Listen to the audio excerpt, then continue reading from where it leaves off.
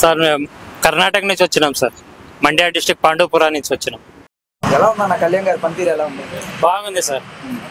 చాలా బాగుంది సార్. అని చూస్తూ ఉంటాం మేమంతా చూస్తుంటాం. తెలుగు అంతా బాగా వచ్చింది మాకు.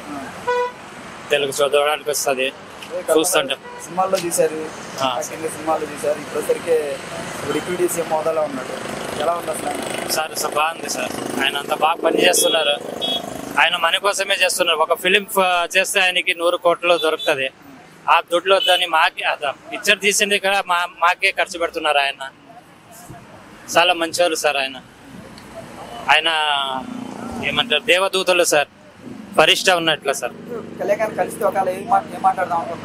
సార్ అంత దూరం వచ్చినా అట్లే మాట్లాడుకుంటే పోదామని, ఇంకేం లేదు సార్.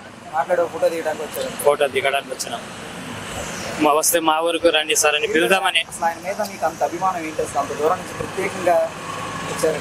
ఆయన చేస్తుండే మంచి పనులే సార్.